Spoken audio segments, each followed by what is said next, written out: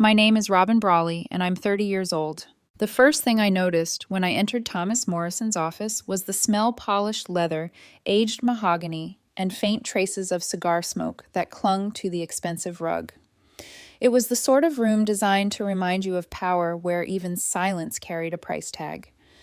My parents walked in like they owned it, as if this stage had been built for them to perform their well-rehearsed act of effortless success. I sat in the corner chair deliberately placed a step behind them, a prop in their performance. My father leaned back, his Rolex glinting under the ceiling light, and spoke with the confidence of a man who'd memorized his lines. "We've built quite a substantial portfolio over the years," he said. "Real estate blue chips, some private equity. About 180 million now, wouldn't you say, Catherine?" My mother adjusted her diamond bracelet, tilting her wrist so the stones caught the afternoon sun. "Give or take," she replied smoothly. "We've always been disciplined investors." Thomas Morrison, the financial advisor, nodded politely as his fingers tapped against a sleek tablet. "That's certainly impressive, and you're looking to consolidate for better management." "Exactly," my father said. "Accounts are scattered everywhere. Time to bring everything under one roof." They were glowing with pride, and I still, the invisible daughter, kept my gaze low. I could almost hear the script in their heads. Successful power couple securing their empire while their creative but impractical daughter tagged along. Thomas's eyes flicked toward me, briefly, polite, but dismissive. My mother took the cue. "This is our daughter Emma," she said. Voice warm but edged with apology, as though I were a fragile secret. "She's visiting for the weekend." "Emma's more of a creative type," my father added, chuckling. "Numbers aren't really her thing, are they, honey?" I kept my expression neutral. "Not particularly." "Can't even manage a budget," he said with a laugh meant to sound affectionate but sharp enough to cut. My mother joined in her laughter like crystal glass clinking at a country club luncheon. They launched into one of their favorite anecdotes, how I had once lost $10,000 trying to start a photography business, how they had to sit me down and teach me basic financial principles. Thomas gave a sympathetic smile. "It happens. Not everyone has a head for numbers." I forced a smile. They never knew that loss was deliberate, a smokescreen I'd carefully crafted years ago. Inside, my thoughts moved like a quiet storm. For 8 years, I had run Sterling Capital Advisors under my legal name, Robin Brawley. I had grown portfolios worth hundreds of millions. My average annual return, 23%. My client list, a mix of Fortune 500 executives and old money dynasties. I had turned $50,000 of inheritance into a fortune that could tilt markets. And yet in this office, I was still just Emma, their incompetent daughter. Worse still, 95% of their so-called fortune, every house in Prague, every tech share in Singapore, every Austin property they bragged about was mine. Built by me, executed by me, guarded by me. They thought they were strategists. In truth, they were passengers. Thomas cleared his throat. "Do you have full documentation of your accounts?" "Most of it," my father said, handing over a folder. "Some newer investments are managed by what was the firm again? Catherine." "Sterling Capital Advisors," my mother replied. The words slid across the room like a blade. I shifted slightly in my chair, careful not to react. "They handle our more aggressive growth strategies," she added proudly. Thomas nodded. "Sterling is respected. Very strong track record. Do you work directly with them?" "Yes," my father said, chest puffing out. "They delivered 28% returns last year alone. I had delivered those returns. I had engineered every one of their triumphs. And now Thomas Morrison's due diligence threatened to peel back the layers and show them the truth." I glanced at my phone as it buzzed in my purse. A single word flashed across the screen. "Urgent." "Excuse me," I murmured, standing. My mother waved me off, her smile indulgent. "Go ahead, darling. The adults will handle the complicated stuff." The words tightened in my chest like a fist. I stepped into the hallway, answered the call, and heard my operations manager's tense voice. "Robin, we have a problem. Morrison's office sent a due diligence request. They're asking for full ownership disclosure." The world seemed to still. For 6 years, my parents had lived in blissful ignorance, confident in their illusion. But now, with a single audit, the entire facade was on the verge of collapse. I pressed the phone tighter to my ear. "Define full disclosure." "They want the beneficial ownership structure. If we comply, they'll see Sterling Capital controls 95% of the assets. They'll know it's you." My heart pounded.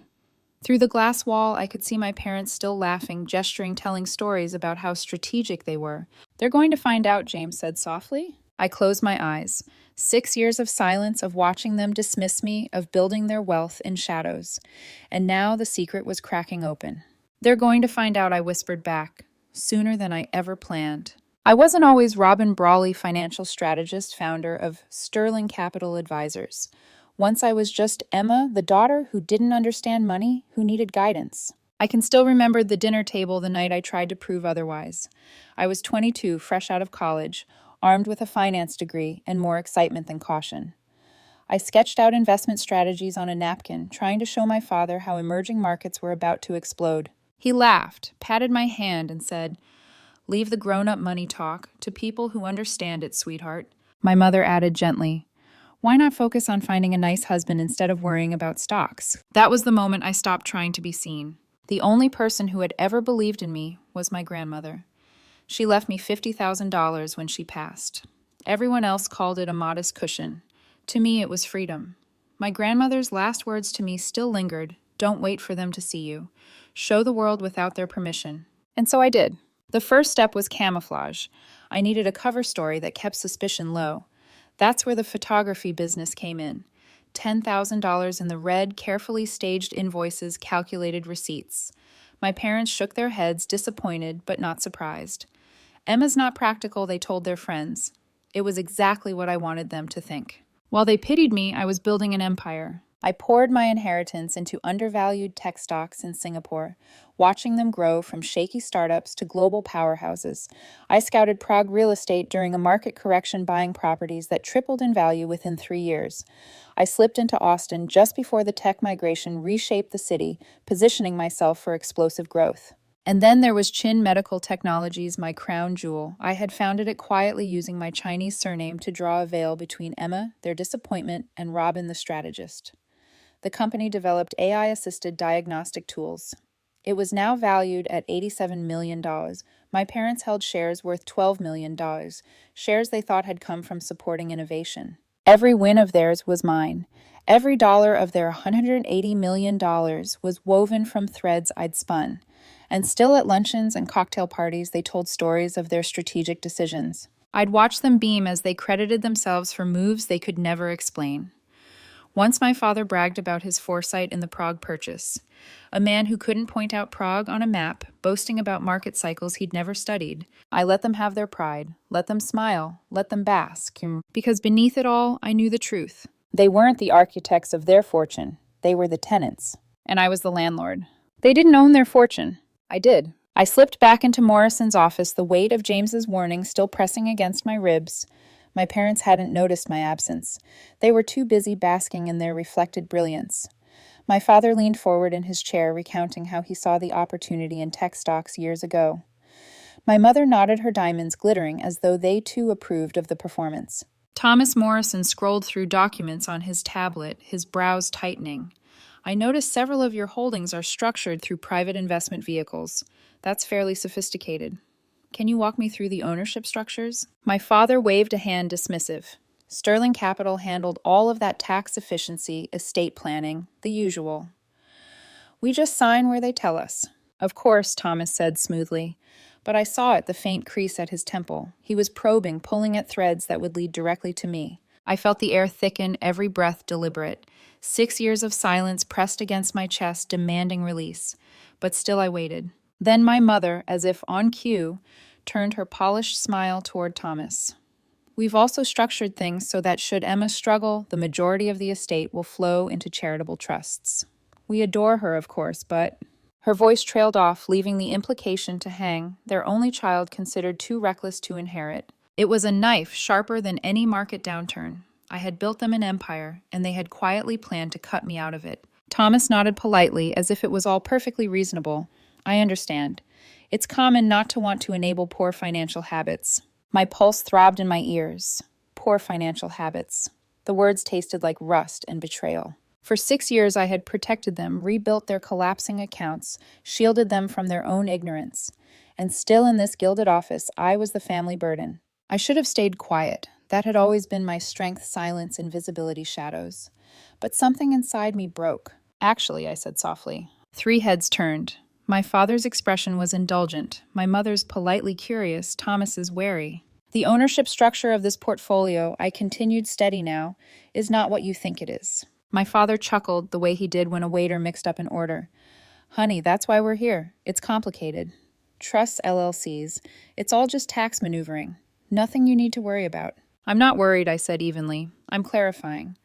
95% of these assets are not technically yours. The words landed like a stone dropped in still water. Thomas's eyes sharpened, his fingers pausing mid-tap. My mother blinked, then laughed gently. Emma, sweetheart, that's absurd. We own these assets. Sterling just manages them. I met her gaze unblinking. No. Sterling Capital owns them, through a series of vehicles I created. What you hold is about 5% beneficial interest subject to conditions. The silence was electric. My father's smile faltered. That can't be right. We have the statements. You have statements showing returns, I replied calmly. Not ownership. Thomas set his tablet down, his voice careful now. Miss Chin, are you suggesting your parents do not actually control their portfolio? I leaned back, feeling a strange calm settle over me like a storm finally breaking. They think they do, I said, but they don't. My father's chuckle returned brittle this time. Sweetheart, don't embarrass yourself. You can barely balance a checkbook. You didn't structure $180 million in investments. I didn't argue. Instead, I unlocked my phone, turned the screen toward them, and slid it across the polished mahogany table. The email header was plain, almost clinical. From Robin Brawley, founder and CEO, Sterling Capital Advisors. My mother squinted, her diamond bracelet trembling against the light. That's some kind of joke. You've mocked up a... I swiped to the next screen, my company's website. My photograph in a navy suit, hair pulled back, confidence in every line of my face. Founder, strategist, keynote speaker at the Institutional Investor Conference. Their silence was deafening. You were at that conference, I said quietly. Do you remember Dad dragged you because his golf buddy had a booth? You sat in the back during my keynote. Afterwards, you asked me what I thought of that woman's speech. My mother's hand flew to her mouth. I told you she made some interesting points, I continued. You said she seemed awfully confident for someone so young. Her eyes brimmed. That was you. Yes, I said simply. That was me. Thomas Morrison exhaled sharply, his professional mask cracking. Holy, you're Robin Brawley. The paper you presented on aggressive growth strategies that changed the way institutions approached emerging markets. I inclined my head. Thank you. My father's face had gone from red to purple. This is insane. You're saying you've been managing our money? No. We made those decisions. Really, I asked, leaning forward. Tell me about Prague. Which property did you buy? What market signal convinced you? He opened his mouth, then closed it. What about Singapore? I pressed. Which tech companies did you identify? What was your thesis? Silence. The Austin properties, the bond portfolio. Chin Medical Technologies. His jaw worked, but no sound came out. Finally, my mother whispered, her voice breaking. You're saying none of it was us. I held her gaze. 6 years ago, you asked me to sort your paperwork after you lost $60,000 in 3 months on golf tips and hunches. You were 3 years from retirement with barely enough to last a decade. I saw everything. The $500,000 you'd bled in fees, the bad trades, the panic sales. You weren't building wealth, you were burning it. Her eyes glossed, her hands trembling. I rebuilt it, I continued. Quietly, efficiently. Every dollar you're proud of is mine. The room was suffocating in silence. Even the air conditioner's hum sounded accusing. I saved you from losing everything I said at last. My voice was calm, but my chest felt like it was breaking open.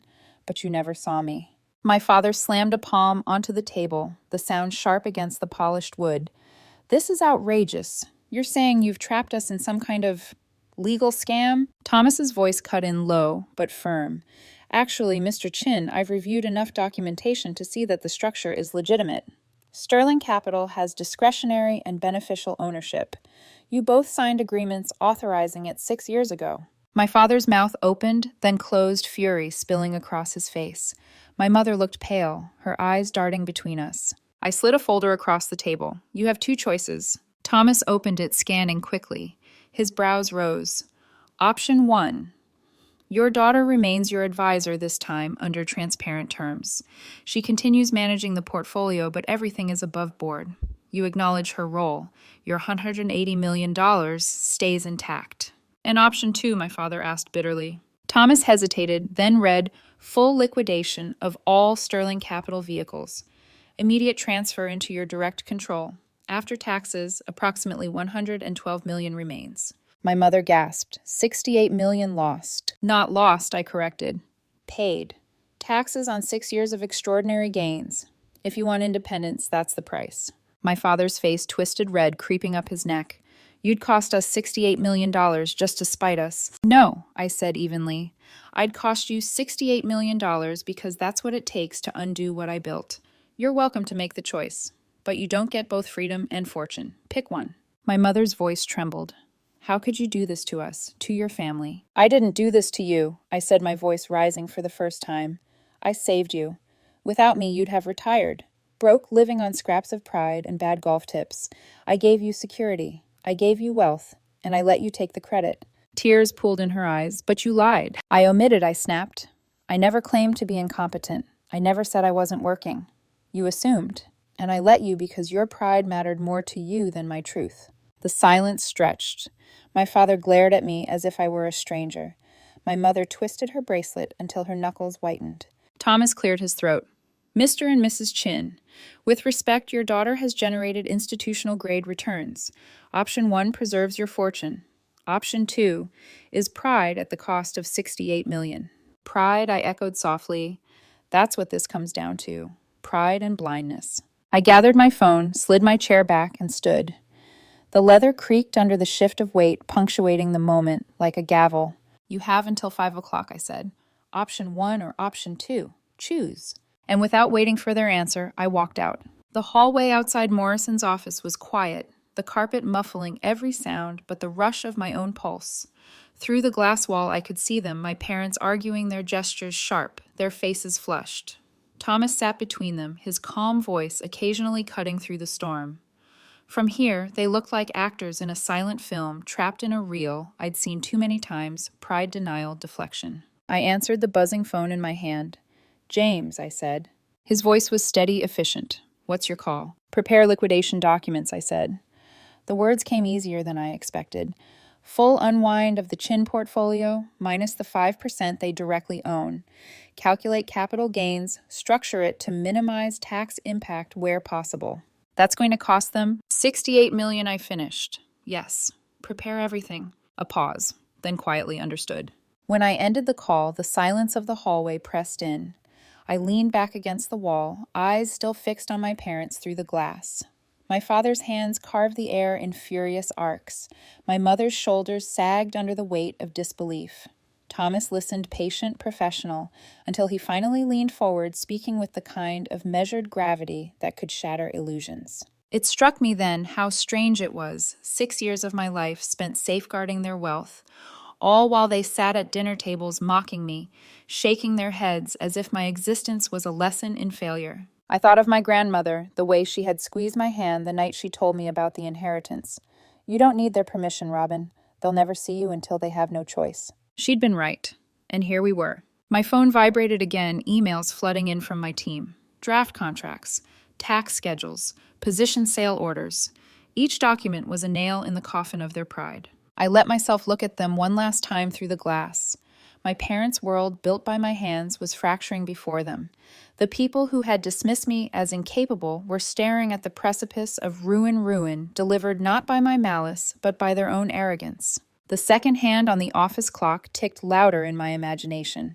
4:15, then 4:30, then 4:45. Each minute stretched taut with silence, as though the city itself held its breath. At 4:47, my phone rang. I glanced at the screen. Mom. For a moment, I let it buzz, savoring the quiet power of choice. Then slowly I answered. Her voice was frayed, brittle with exhaustion. Emma, or should I say Robin? The deadline was closing in. Emma is fine, I said, steady into the phone. It's still my name. There was a long pause on the other end. I could hear my father muttering in the background, his voice sharp and low, and my mother's trembling breath over the receiver. We've been talking all afternoon, she said finally, her voice worn thin. With Thomas. With each other. Your father even called our lawyer. And we've decided. We're not signing the liquidation papers. Something loosened in my chest, though I hadn't realized how tight it had been. So you're choosing option 1. Yes, she said. But with conditions. We want transparency from here forward, monthly meetings to review decisions, and we want to understand. Really understand what you're doing, not just nod like we did before. That's reasonable, I said. She hesitated. Your father also wants an apology. I laughed, a dry, unguarded sound that filled the empty hallway. For what? For saving you from financial disaster. For growing your fortune, 8,000%. For protecting you while you dismissed me. No, she said quickly. For deceiving us. No, I replied, my voice like steel. I'm not apologizing for succeeding quietly while you failed loudly.